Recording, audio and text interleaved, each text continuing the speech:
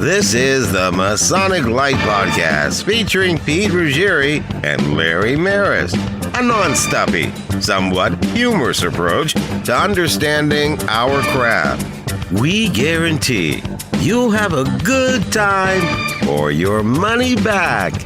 This podcast is not endorsed or approved by the Grand Lodge or any jurisdiction. In fact, they'll probably hate it. And now, here's our host, Pete Ruggieri and Larry Maris.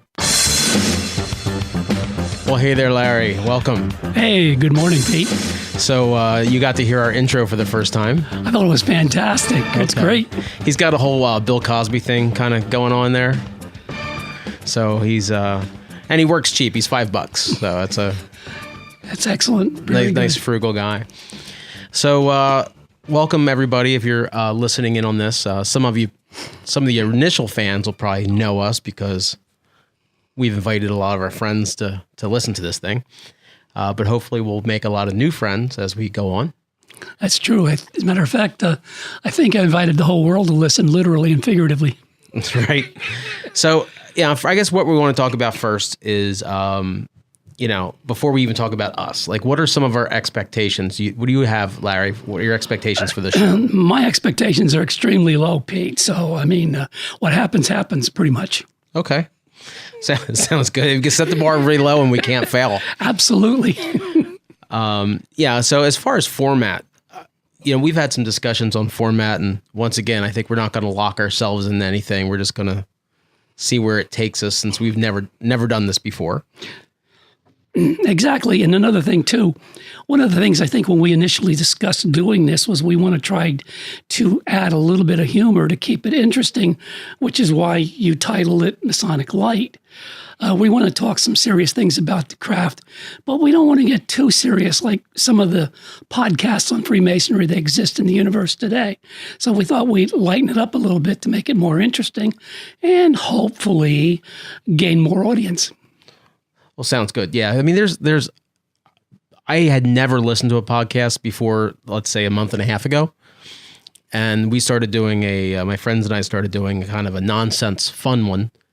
And then I started listening to some of the Masonic podcasts that are out there, and they're amazing. The guys are talented. They're smart. But I just think what we're going to try and do is maybe not have as highbrow topics. We're not going to, neither of us profess to be the best Masons in the world. We're still learning every day and just trying to keep the discussion a little lower.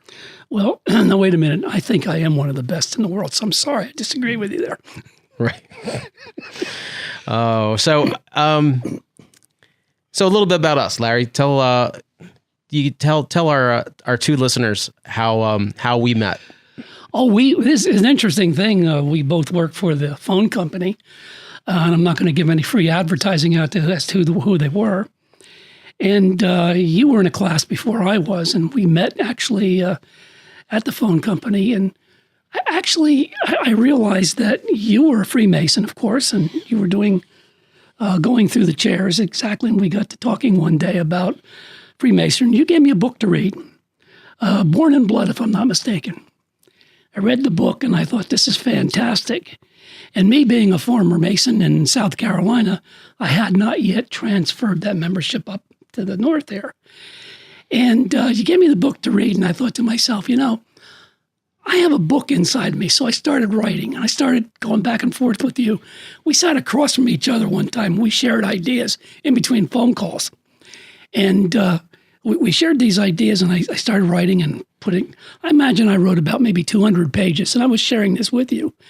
And one day I came into work, and you said, Larry, that book you're writing, he said, a guy by the name of Dan Brown already published it. I thought, oh, no. And I actually went and got a copy of the book, and absolutely he stole everything I was writing about. So then I had to go back and start up from the get-go. And ultimately, that's how we met, talking about that. And I did finish writing the book, and it is published. And you were one of my top readers, and you actually helped me through the whole process, which I do appreciate. And I'll be a lifelong friend for that. So that's how we met. Well, thank you, Larry. And as far as what you said, you got started in South Carolina. That's right. You became Master Mason. When was that? That was back in 1974. So I've been a Mason now since 42 years. Okay. Were you in the service at the time? No, I wasn't. No, Okay. No. And so you just joined, and you kind of just didn't join any other appendant bodies. You just kind of... That's right. Did not join any appendant bodies whatsoever. It took me about 32 years to get my 32nd degree. That was a long stretch, and I kind of fought that going on and off for years too, because I was a member of the South Carolina Lodge, where our blue lodges down there were realistically, how should I say, entry grounds for the shrine. The shrine was huge in South Carolina. And we would have hundreds of members going through a year that joined the Blue Lodge but never participated in it. And it kind of turned me off on appendant bodies for quite a while. So, yeah, for me, one of my college fraternity brothers was a Mason. I found out at some point that he was a Mason. We were having discussion about something that I had seen on the History Channel. I think it was a story about Oak Island back in, 97, 98. And he's like, well, would you like to learn more about that stuff? I'm like, well, what are you talking about? And next thing you know, he told me that he was a Mason and started, trading conspiracy stories and things like that. And I joined. So I joined back in 97. And then I was kind of like joined every single appendant body I could for no good reason. Kind of like Pokemon. I just had to like collect all the emblems from my car. But then my job took me away, and I didn't get to go to meetings very often. So a couple of years later, I made 2 meetings in a row at my Blue Lodge, and one of the officers came up to me and said, "How'd you like to be an officer? You have really good attendance." So I screwed up. I made eye contact when they were looking for volunteers, and I think... Oh, they told me I was going to sit in like the pursuant chair or something. Oh, it'd be like 10 years before you do anything important. Yeah, 4 years later, I was master of the lodge because nobody else wanted to advance. So, that's your typical Pennsylvania Masonic story. If anybody ever asks you to volunteer, just kind of don't make eye contact. So that's about it for us. A little background on us, and you'll hear more about things that we do. So Larry's retired. That is correct. Yes, retired from that phone company. Right, and I did not retire from that phone company, but I had enough of it, and now I'm a scarf monger. So you'll probably hear that commercial at some point during this. So what we're going to do, we're going to take a short break in a few seconds here, and we're going to come back, and then we're going to talk about one of our first topics of the day. The Masonic Lite podcast is sponsored by MasonicScarves.com, home of unique Masonic-themed soccer scarves. Our scarves aren't printed. All of the artwork is knitted into the design. We can also do custom-made designs featuring your local lodge or commemorating an event. These make a great gift for visitors, members, or for fundraising. Visit our website at MasonicScarves.com and click on the Shop Now button to see our full catalog. At checkout, use code PODCAST and you'll get $5 off per scarf. www.MasonicScarves.com.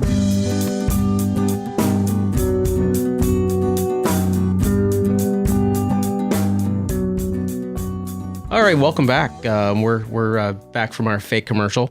Actually, no, in this show, it's a real commercial. My other show, we have a lot of bullcrap commercials about silly fake things, but this is actually going to be about Larry's book and my scarf business. Until you folks really love this show so much, you want to buy your own advertising and be on this. Exactly. We're hoping for that, by the way.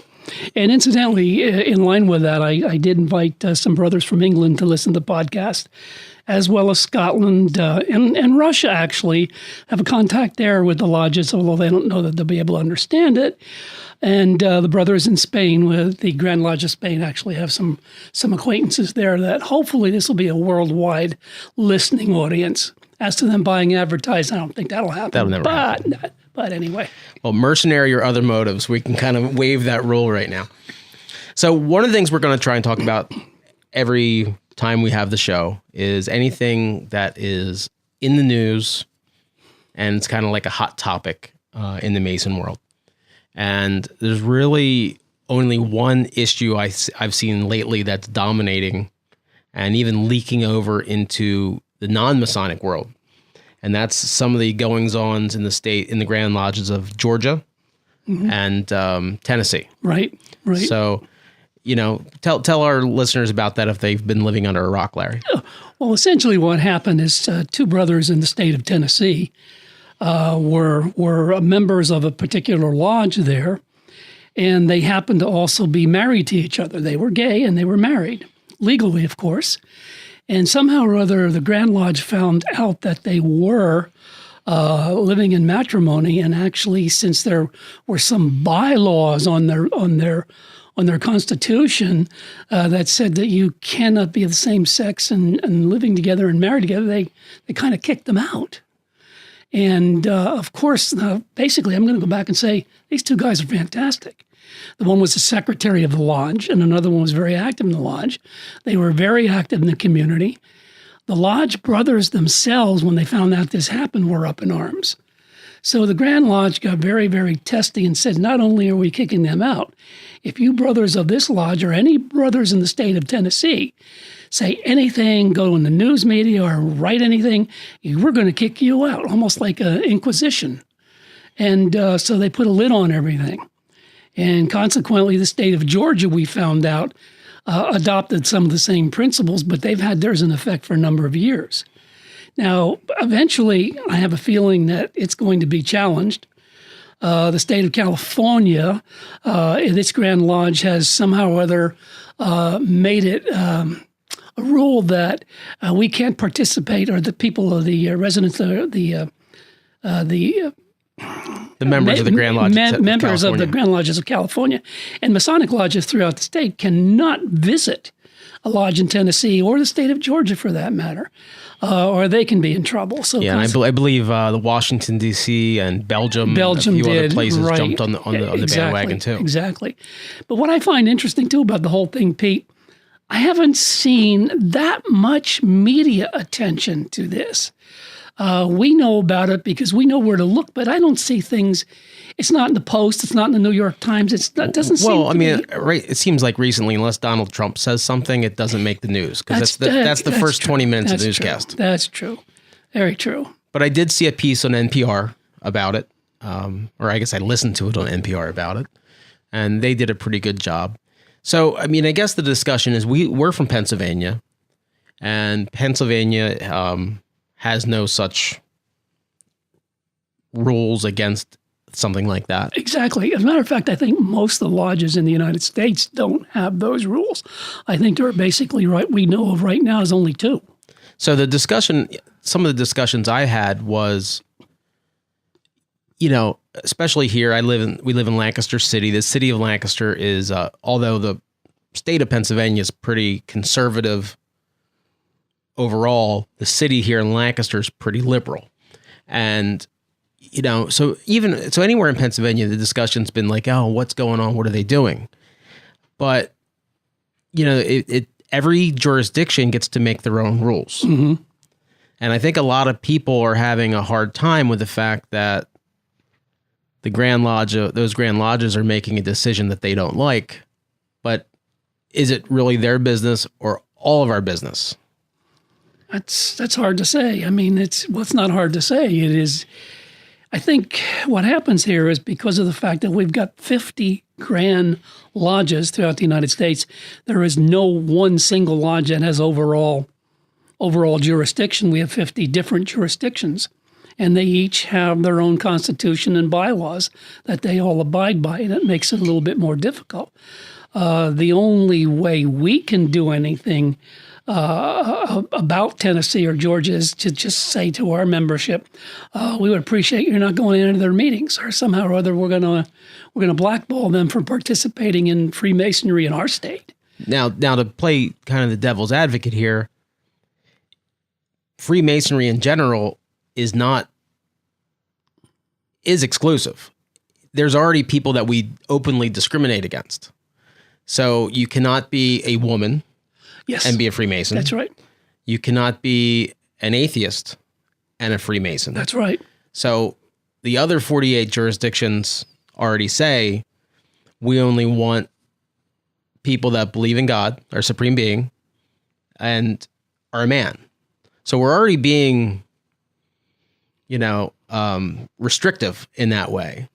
So, are they that much? Are those states that much more? Is it that odd that they want to go do something different? Is it that odd? Again, I think it's up to the individual jurisdictions, the state Grand Lodges.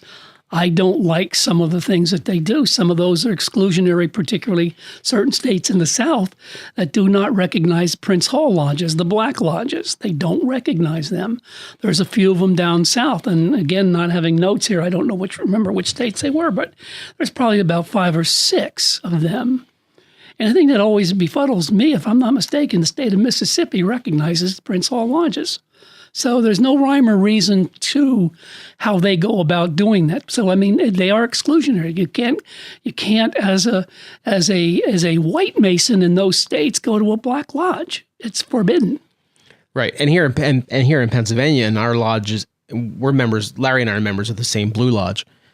In our building here in Lancaster, we have also Mount Horeb is a Prince Hall lodge that meets in our building.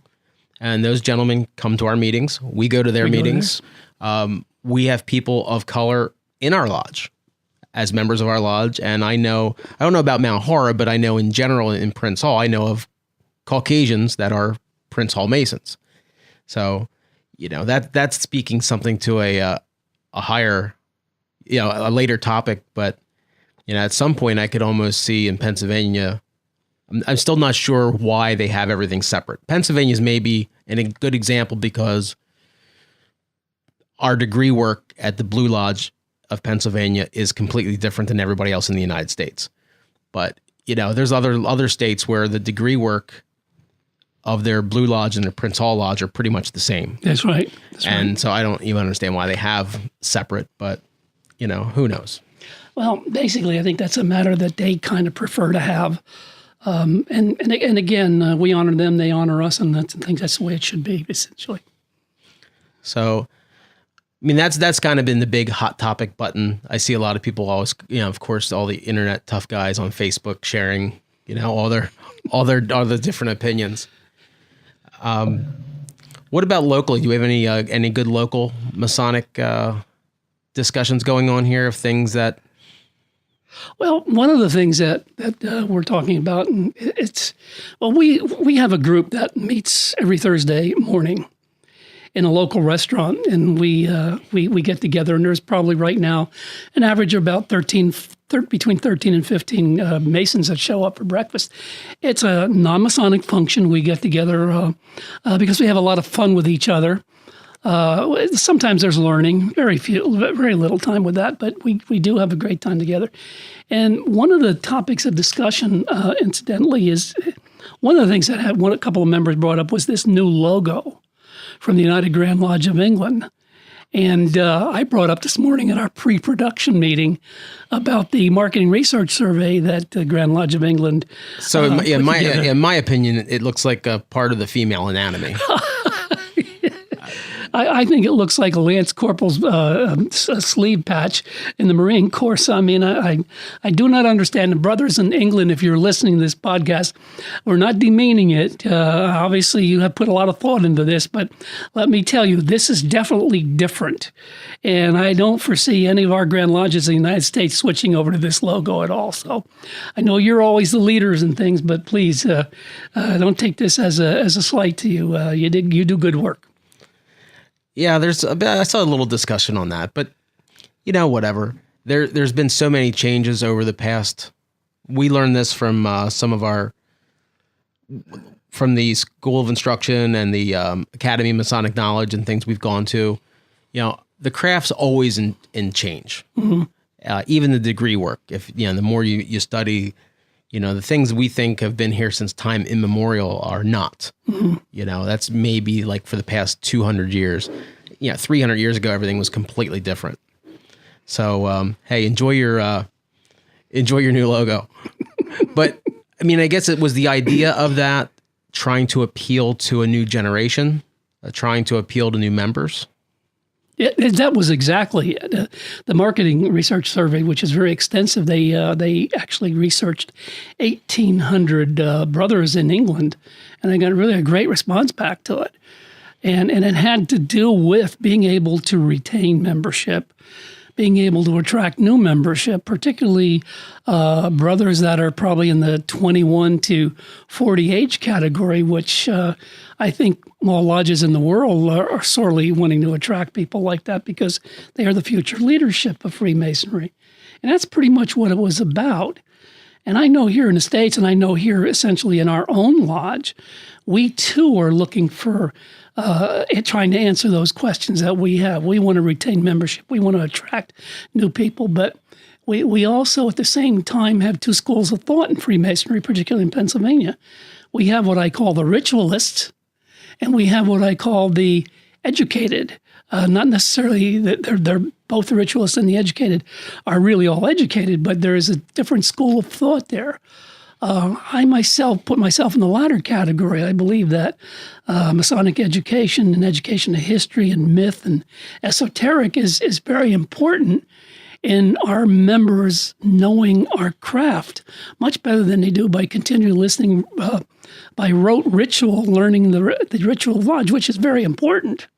Very important. But and again, I equate it like if you're an Episcopalian or Lutheran, you go to church, you have your ritual. We do the same ritual every Sunday, but the sermon's different. And I say that we have to do that in our lodges in Pennsylvania. We've got to be able to bring people in that are going to make those meetings interesting and want to come back for more. And that's the big problem we have there. And that's what they found out in England. You just can't conduct a business meeting the way you have in the past. You've got to make it interesting for people who want to come back. You got to make it exciting. And that's what we're doing here in our Lancaster Lodge. And other lodges I know in the Lancaster area are starting to do the same thing too. Yeah, I see. I mean, we have kind of in our first Masonic district here, I see lodges like Quarryville that are struggling. You know, it's the same 5 or 6 brothers have been the worshipful master for I don't know how many cycles. I think one of our good friends, Brother Chris Gibson, has been master, I think 4 times, if not 3, maybe 4 times. You know, people aren't wanting to step up and take a leadership role.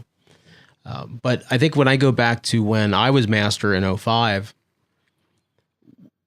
at the time I was one of the youngest masters. I was 36.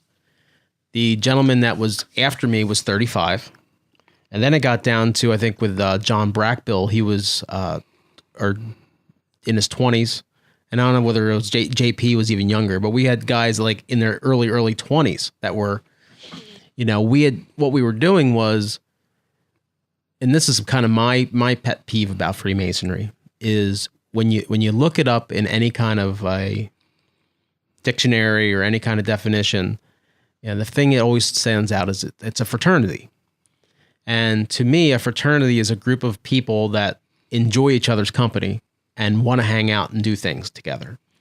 And there's, you know, so many of these older members of our lodge that they see each other once a month at the meeting, repeating the same things but in our group, our breakfast group, which ranges from, 20, I think Joey's 20, Joey Doherty, all the way up to 81 so we have a huge age range at breakfast, but we enjoy hanging out with each other. That's right. You know, we've truly become friends and we hang out. So when I was master, when we got done a practice or we got done a meeting, we'd all go out to the bar afterwards. So we'd stand there in our tuxedos and we'd drink beers and we'd have fun. So, when we went out for the Masons, it was a night out with the guys. And we had a lot of fun. And we saw other people there at the bar that it would stir up conversation. And people were like, "Oh, what are you guys doing? You guys just leave a wedding?" Like, yeah, we left the bride standing somewhere. And then eventually, after a couple drinks, we tell them the truth. And, I just thought that brought some camaraderie of our officer corps. And then it also got, when the newer brothers came in, they wanted to, hang out with us after, and then they became better, more active brothers. Whereas, I see some of these older lodges that are the failing lodges. I don't know how much friendship they have outside of the lodge. Yeah, I think some of the older ones, they do have a friendship, but I don't think it translates the way it does within our lodge and a lot of the other lodges I see here. I think what helps there are some of the older ones that have a membership problem that are literally dying right now. They don't have what we have. And I think that has to do with the fact that we are attracting a certain amount of younger people to come in. The thing that only bothers me about it is the younger people coming in now don't really necessarily want to be an officer. They want to help out in the lodge. They would like to be guides. They like to mentor, but they don't necessarily want to go through and learn the ritual. And that could be a problem somewhere down along the line. But what they do want to do is they want to learn as much as they can. They will go to the Academy of Masonic Knowledge, which is twice a year meeting in Elizabethtown at the Masonic Village. And they go to the Pennsylvania Lodge of Research. They want to learn as much as they can. So they tend to go where scholars are located, and they seem to gravitate toward that. A lot of the new members, I know 3 of them right now that are going that track. And that, again, the only thing that being an old-time member like myself, what bothers me is these fellows that are coming in don't necessarily want to be an officer in the craft. Well, maybe here's a good time for us to discuss something that also we have in common about the Masons is I conned you into joining Grotto a couple years ago. Absolutely, you did. Best thing I ever did. Okay, so, and I explained to people, they asked me, what is Grotto? And I apologize to the Supreme Council, but in many areas, a grotto is just as boring as any other body of Freemasonry. I've been to meetings where it's in a lodge room, and it's the same people or the officers, and they discuss business and they leave. Well, our grotto, Ubar, which is based out of Lancaster County, is how should we say it? It reminds me, if you go back in history and take a look, it reminds me of the kind of meetings that took place back in colonial times when all the various lodges met in pubs. And they would drink before, they drink during, and they drink after. And they got a lot of good work done. Obviously, the craft expanded. But they had these libations that were part of everything they did. That's Grotto. We drink before. Some of us sneak out and drink during, and others, when the meeting is closed, we go out again and drink.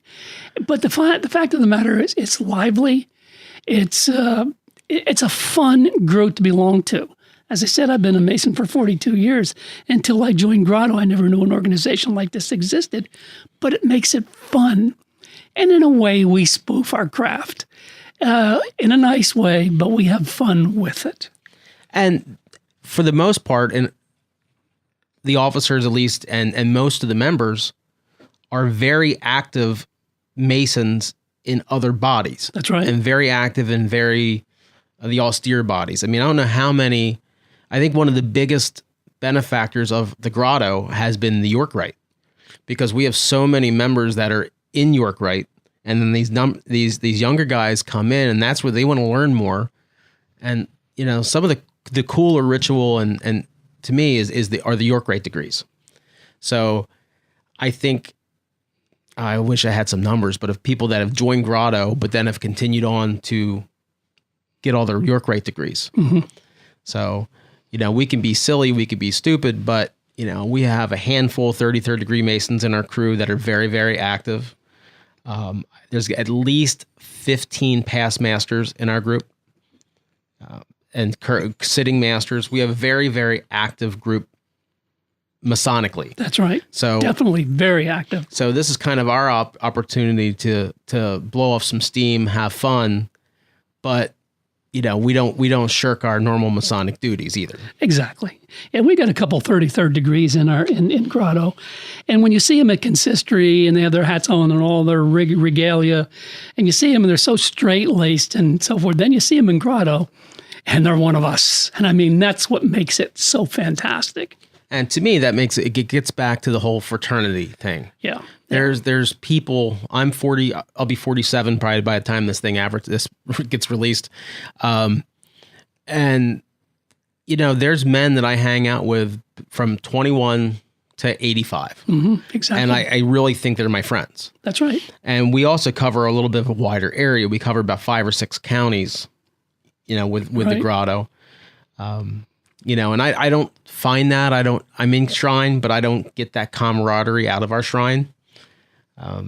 So I'll give you an idea. And this is something I always I repeat to other brothers, and I think it gets a sense of what Grotto's about. We have ritual. We have initiations for new members, and we have ritual. The problem with the ritual is no one memorizes it. And they read it out of a book, which is blasphemy for Freemasonry, by the way, but not for the Grotto. We read our ritual, we open and close the meeting, we have certain things that we do. And the neat thing about it is, just to give you for example, when the meeting's about to close, the monarch, who's the head Grotto guy, says to the Sergeant Arms, inform the Tyler we're about to close the lodge. So the Sergeant yells. He yells across the room to the Tyler, "We're closing the lodge," and the Tyler says, "Okay, it's closed." Right. That's what. So we're not talking out of school. We just kind of ad lib and play fast and loose. So. That's right. And I think that's what makes it perfect. It's a perfect organization. I love it, actually. Good times. Yes, good times always. So we're going to take another little break here, and we're going to come back, talk a little more, and then we'll wrap up this whole thing. Cool. Thanks.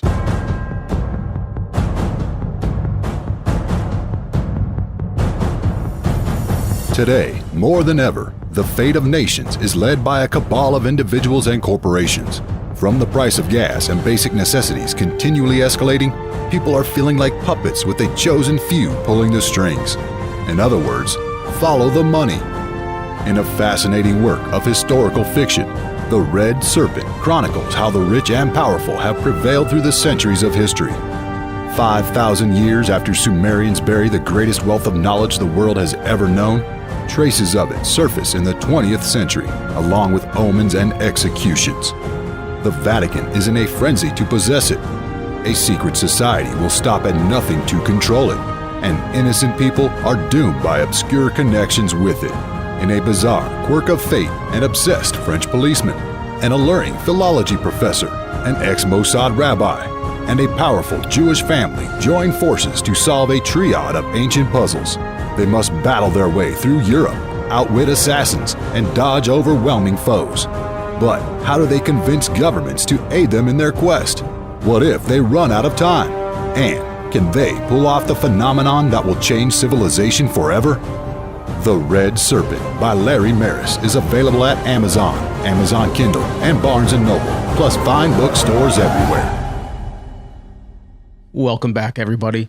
So Larry and I were just kind of like on the break, just discussing, since this is our first podcast ever for this, what exactly we're going to do going forward. So I think one of the things we want to try and do is have a guest, if we can, each week. So if anybody out there is listening, please jump on our Facebook page. It's Masonic Lite Podcast, and that's Lite, kind of like the beer, not like light like flashlight. And or pop onto our Facebook page and send us some questions. If you have anything you'd like us to discuss or topics, please share them with us, and we'll be happy to talk about it. We love talking about things that we don't know about. Exactly. We're experts in everything. And I guarantee you we're going to have an opinion one way or the other, whether we know about it or not. So what do you have? You have anything coming up in the Masonic world? Yeah, we do. Basically, if you're in the Lancaster area, every Thursday morning at 9 o'clock, we meet at the Park City Diner. The Goose and Gridiron, that's the name of our breakfast group. We've been around for 10 years.